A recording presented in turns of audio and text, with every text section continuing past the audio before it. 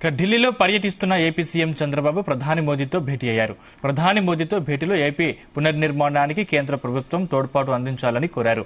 Polavaram project, రాజధాని అమరావతి నిర్మాణం, AP విభజన హామీలు, వెనుకబడిన జిల్లాలకు నిధులతో పాటు ఇతర ప్రాజెక్టుల నిర్మాణానికి త్వరగా నిధులు అందేలా చూడాలని ప్రధాని మోదీకి సీఎం చంద్రబాబు విజ్ఞప్తి చేశారు.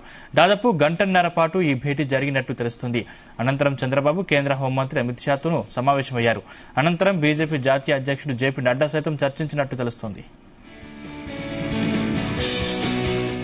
అమిత్ షా, నడ్డాతో భేటీలో ఏపీ రాజకీయాలపై చర్చ జరిగినట్లు తెలుస్తోంది. ఆర్థిక మంత్రి నిర్మలా సీతారామన్తో జరిగిన చంద్రబాబు భేటీలో ఉక్కు శాఖ మంత్రి కుమారస్వామి పాల్గొన్నారు. విశాఖ స్టీల్ ప్లాంట్ అంశంపై చర్చించినట్లు సమాచారం. గత 5 ఏళ్లలో ఏపీలో ఆర్థిక విధ్వంసం జరిగి రాష్ట్ర ఆర్థిక పరిస్థితి అత్యంత ఘోరంగా మారిందని కేంద్ర పెద్దలకు చంద్రబాబు వివరించారు. ఆర్థిక వ్యవస్థను మళ్లీ గాడిలో పెట్టాలన్నా, అభివృద్ది పనులు కొనసాగాలన్నా నిధుల రూపంలో ఏపీకి కేంద్రం సాయం అవసరమని చంద్రబాబు పేర్కొన్నారు.